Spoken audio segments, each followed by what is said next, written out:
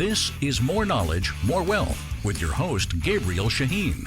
Gabriel is a certified financial planner and a registered investment advisor at Falcon Wealth Planning.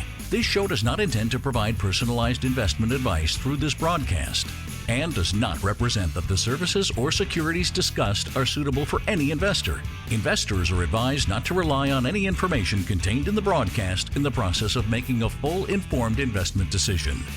Now here's your host, Gabriel Shahin.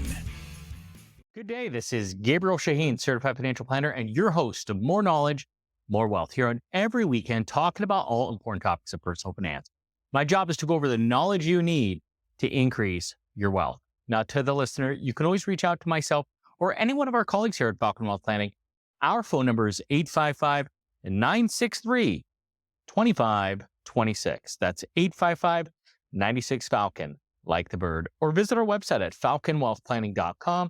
That's falconwp.com for short, where you can get this episode or any one of our previous episodes as well, whether it's through iHeartRadio, Spotify, or the Classic Podcast. And our website has this knowledge center, which is fantastic. There are so many cool things that you can find, especially even on our YouTube channel, which has a link directly to that really answers the questions that you've been reaching out to us and wanting for us to solve, such as sending an email to radio@falconwp.com. That's radio@falconwp.com. So we're able to answer those questions that you guys have.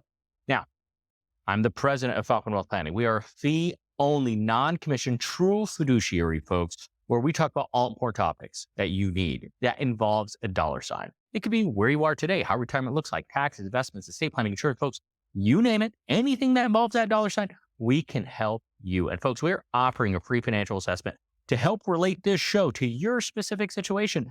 Our phone number is 855-963-2526. That's 855-96-FALCON.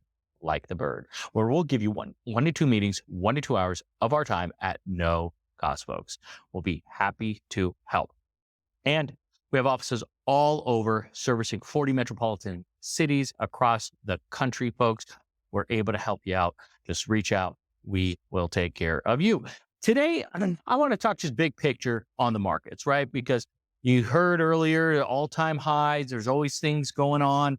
That seems like one every 3 days, historically speaking, is an all-time high, which we know. The stock market just goes uphill. We know it goes up and down, up and down, up and down, but it goes uphill pretty much always, right? It's just, as you know, if it didn't go that way, if it falls on the other side of the hill, well, now you have major economic issues. I made this comment to somebody. Sometimes when I just talk, I just really think of things. And I said, outside of truly our population reducing. Instead of 8 billion people, we have 4 billion people. The stock market should always go up, right? Now, obviously, there's disclosures, there's no guarantees and things like that. But truly, it doesn't matter who's president, even a world war, assuming our population continues to increase and doesn't go down, and people still need to, I'm going to be crazy here, eat food. People still decide to go on the internet. People still need forms of transportation, whether it's flying or driving or whatever the case is. If the items are still necessary, right? We still need clothes on our back. Then companies will continue to be in business and sell and make money. As long as population continues to grow and we still have these advancements, not regressions, where all of a sudden there is no internet. People are not living in houses anymore. People are drinking out of rivers and hunting for their food.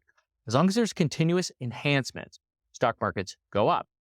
So this is the capitalism piece of it. And it had me really thinking. I read something the other day and I just thought it was wrong.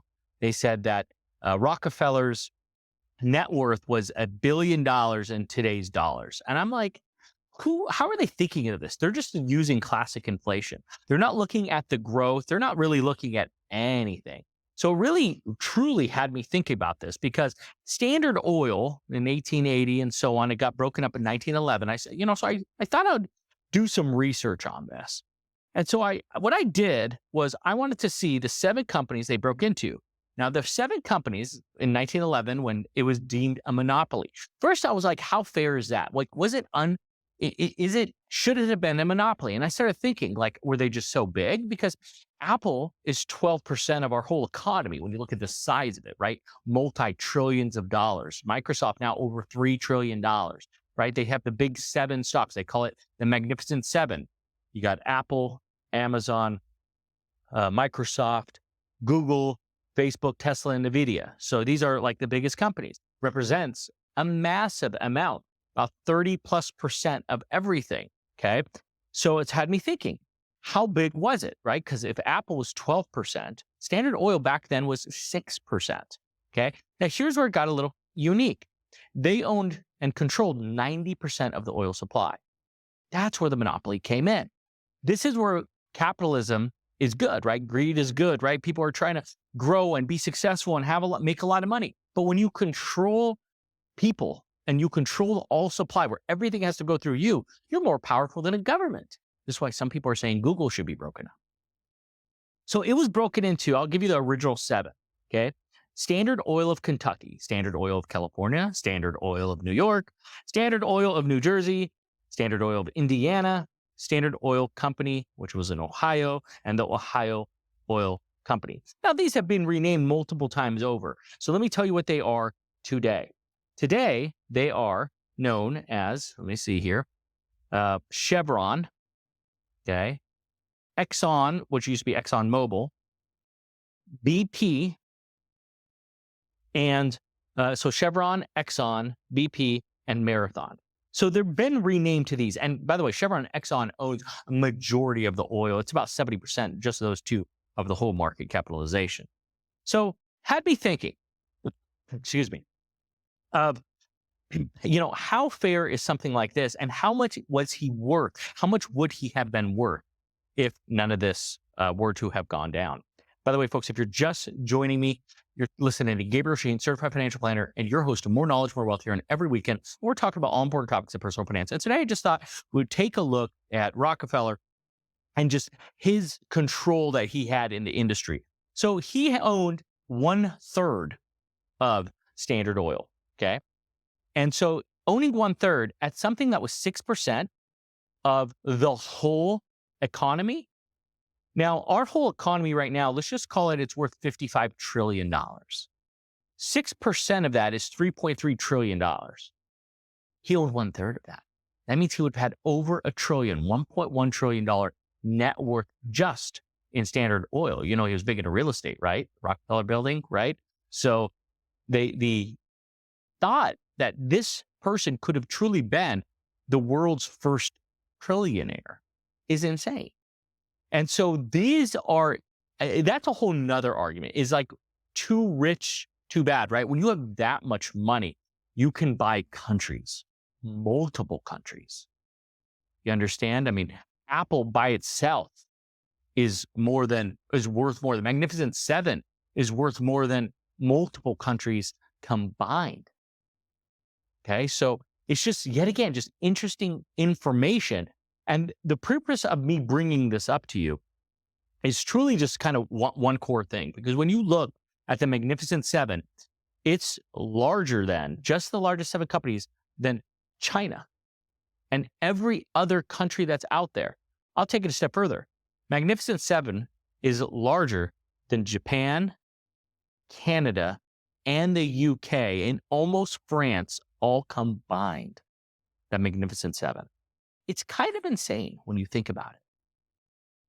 So the idea of this is there's always going to be a new Magnificent Seven. They used to call it FANG before, by the way.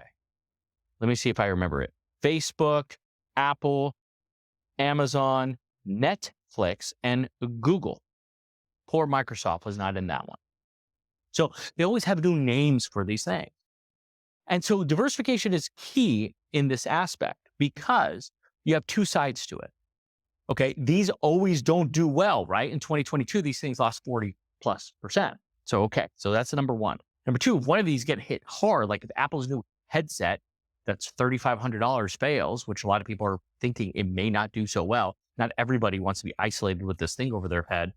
in a room by themselves for $3,500, like that seems a bit extreme. Augmented reality may not be something people want, but if that falls heavily, the whole market feels it. The S&P 500 feels it. They get that punch in the face. So diversification is key, but having some tilt in your portfolio is necessary because these Magnificent Seven are profitable companies. Now, some of them are still growth companies. Tesla has struggled a little. Why? Because their growth trajectory, their sales are not catching up to what they're expected to grow, which is 40% year over year. They're not selling enough cars, which is why they dropped their price on their vehicles. So that's just one example. So the idea of all this is, how are you incorporating all the information, all the different indices, all the different stocks, and all the sectors like tech, which seems to be huge, and it's driving a majority of the returns. Like, for example, QQQ is a decent player in this. It's NASDAQ excluded financials. I'm not telling you to go buy QQQ. I'm just saying this has substantially outperformed. MGK, it's a Vanguard's version of some of these larger, we'll call it the Magnificent Sevens. So there are some benefits to diversification for sure. But how do you incorporate it in your portfolio? I mean, you have exposure. If you buy SPY, if you buy the S&P 500, you have exposure and it's market cap weighted, which is great. But how are you taking advantage of the volatility that happens in 2022 and 2023? Are you buying in 2022 and are you selling in 2023? Now, you don't buy and sell everything, right? This isn't a binary world. You don't go all in and all out.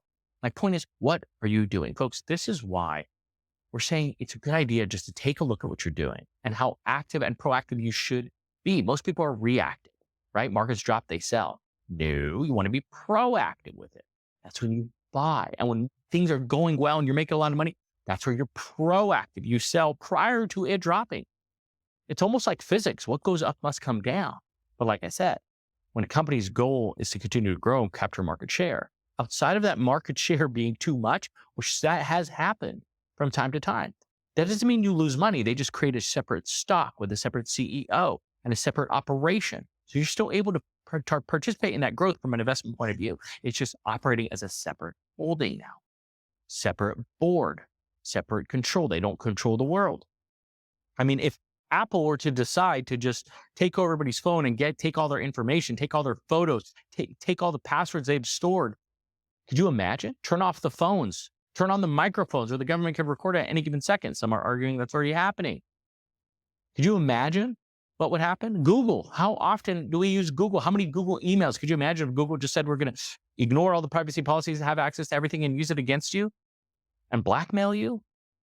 Gmail, blackmail, use?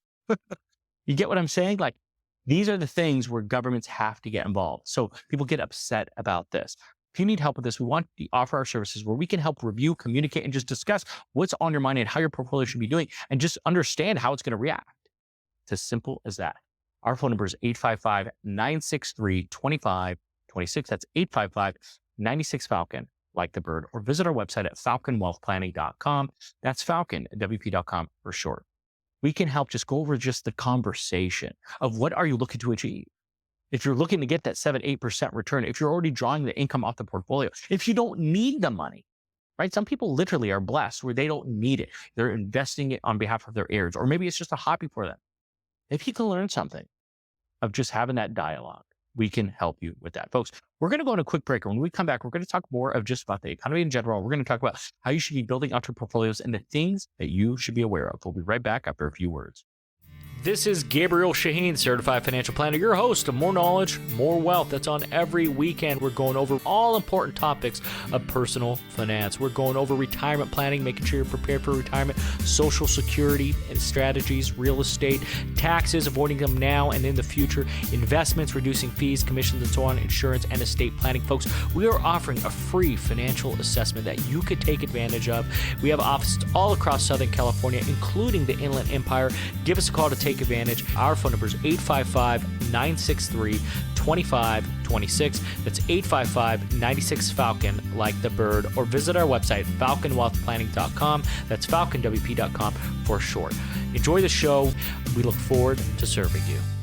Welcome back, folks. This is Gabriel Shahin, certified financial planner, and your host of More Knowledge, More Wealth here on every weekend, talking about all important topics of personal finance. And I was just discussing on the first side of the meeting, the first segment here is just talking about Standard Oil and the 1911 breakup due to a monopoly into 7 companies, all a bunch of Standard Oil companies that is now known as Chevron, Exxon, BP, and Marathon. And quite frankly, Rockefeller would have been worth well over $1 trillion, not including the positive cash flow he would receive from it, not including still the real estate and everything that he's worth. He would probably been by far the richest family ever if he would have continued that. So it just got me thinking about just portfolios and just markets in general. And I started looking up of just 15 companies the U.S. government tried to break up for a monopoly. And so it's just important, right? Because it's not new news. People are thinking America is going more and more socialist, and they want to go and attack the Elon Musk, the Jeff Bezos, the Tim Cooks of the world, or just these mega wealthy individuals,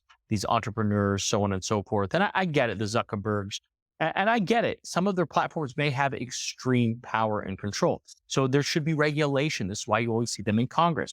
So I get that. But at the end of the day, you have to continue to motivate these individuals or the innovation will not come. If there is no incentive for somebody to build something knowing that, okay, listen, we get it, $1 million is a lot. 10 million is a lot. 100 million is most likely more than you'll ever need. $1 billion, we could probably agree the same. You can have a $50 million house, right? You could have 10 $50 million house and still have $500 million left to maintain those, right? Okay. So 10 billion, 50 billion, 100 billion, 500 billion. Not that there's some, Elon Musk got close. He got up to maybe 350 billion, but it comes to a point where it's just maybe too much. So that's where they start looking into it. Now, somebody like Elon has multiple companies and things like that. And his liquidity is not super strong. All his money, remember when he sold PayPal, the story of $100 million that he had? What did he do? Or 200 million? He was living on somebody's couch, right? He rolled that into other companies, probably utilizing some QSBS tax strategies there, which we won't go into. But the logic is this. Do you know everything that I'm talking about? Like most people don't. This was an inquiry that was coming on the show, just talk more about markets and capitalism, because I mentioned about it a lot. And so we all know about the Standard Oil that actually broke up. Do people know about AT&T? Back in the 80s, AT&T. Right? You got the American Bell telephone company, right? So AT&T was a big one, and that was something that was trying to be broken up. How about Microsoft? Remember that whole thing with Internet Explorer as well? What about American Tobacco that spun off companies like RJ Reynolds, Leggett, Myers, Lorland? Even though they're not the biggest one, Altria is the biggest one right now, they still have significant influence in the industry. Northern Securities, another popular one as well. You have Swift & Co. That was 100 plus years ago as well. So they were talking about meat packing and fixing prices and things like that. What about Adobe, Apple, Google, Intel, Intuit, Pixar over in 2010? Remember that was coming out. Silicon Valley companies were getting some issues for poaching and things like that. Cold calling. What about Kodak? Poor people aren't in business 100 years ago. They also had a significant market control at that time. So in the film industry, you have also Paramount Pictures, 1948. You've had Glaxo Group. That was in the 70s. Apple, obviously in 2012, they ran into the issues as well. And then Alcoa is another one that ran into some issues in the aluminum market, just having way too much control. So guys, this isn't the first time this is happening. The government just want to make sure it's not unfair to us. Right? We live in such a great country still, despite what you may think, where our government tries to make life easy on the people. That doesn't mean they can't tax, okay? That doesn't mean there isn't some annoying laws that come into effect that you may disagree with. Try other countries. You think we're bad? Try other countries. Okay, don't tell me how bad it is. There's a reason people from other countries come to our country. Okay, but the idea is they want fair markets. Okay, so what that means is, if you wanted to start a company selling flowers, you can sell it at a lower price. You don't make as much as the other guys, but the other guys are going to have to do something. They can go so low to put you out of business. These are things that are learned about in business school and economics. Okay. But let's just say somebody owns so much of one industry. I remember learning about Tucker Cars. I think it was Mel Bridges or something that was in the movie when I watched it. But the big three companies at the time, GM, Chrysler, and Ford, squeezed them out. It was a fantastic car. They squeezed them out of the industry. Okay, well, Tesla now has come in and squeezed himself into the industry. Obviously, Toyota is massive, Honda, so on and so forth. VW is big. So, but if you and I wanted to come into an industry, it allows for competition. Lucid, look at them. Look at Rivian, let alone Tesla that has now come in. But if there's truly an industry that you can't because 90% of it is controlled by one person, the government will get involved. What's the purpose of me bringing this up? Quite frankly, this is every company's goal and aspiration is to have that much control. Don't you notice there's more social media platforms than Facebook and Instagram and Twitter, which is now X, and there's one more, TikTok. Okay, now Instagram and Facebook are owned both by Facebook, by Meta, but Twitter is separate, and you have TikTok that's separate, and so there could be arguments in the future where there's monopoly there. I said earlier about Google as well. There could be commentary where that could be a monopoly. Like they have so much control in regards to ad space and search engines. I mean, don't get me wrong, they have a fantastic product. You go on Yahoo and try to Yahoo something, you have a million ads popping up at you. It's busy as hell. Google is simple. They understand that. Simple sells. So that business model where they gave up on ad space on the front page so they can make it all on the back end turned out to be a genius business move. These strategies and these conversations is what helps analysts, a form of analyst on a company. Because you can look at financial analysts. These are people that look at the books of the company. This is Warren Buffett, what he's known for, and Charlie Munger, God rest his soul. This is what they were known for, of looking at the financials of a company and saying how strong they are. This, though, could be looked at as old news. They were good 3 months ago. How do you know they're good today?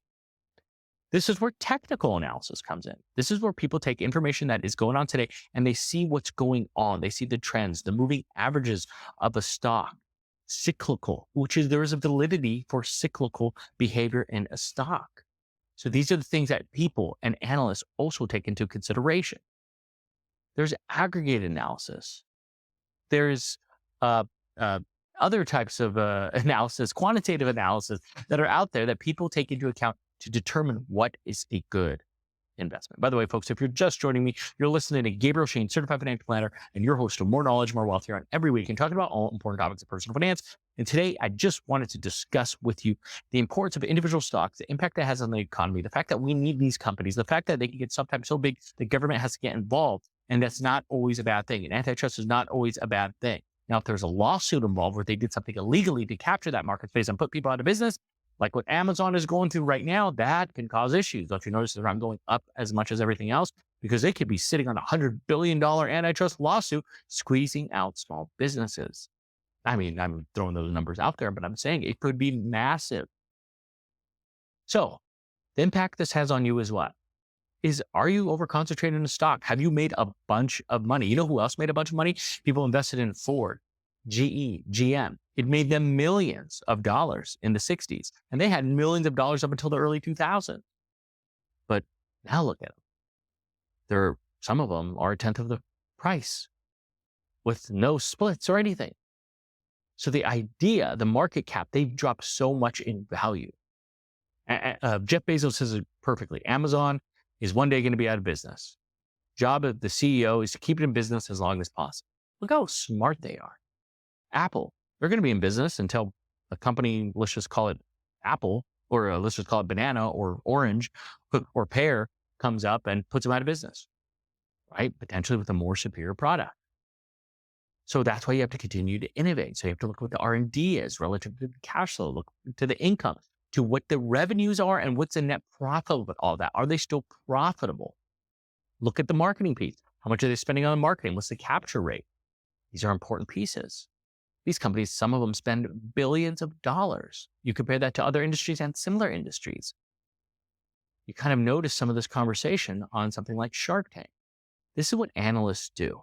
My whole purpose of this is that's a lot of work. Are you doing that? Have you just gotten lucky because you're like, Apple's a good investment? Hey, I use Google. Hey, I bought Microsoft computers. Hey, I now drive a Tesla. That's called luck. That's called you using something and feeling warm and fuzzy about it. But now you're emotionally hooked to it because you made so much money. When are you able to reanalyze to see, is that the best investment today for the next 10 plus years? Let me give you an example. You may have a property that you inherited or an old house that's a rental, and you're keeping it as a rental because you have it established already. It's convenient. You don't have to do anything or think anything about it. Let's say you inherited a home. Now, let's say that home is $1 million and you're renting it out for $5,000 a month. After all expenses, property taxes, maybe association, you net $4,000 a month. Okay, let's call that $50,000 a year. You're making 5% on $1 million property. Good work.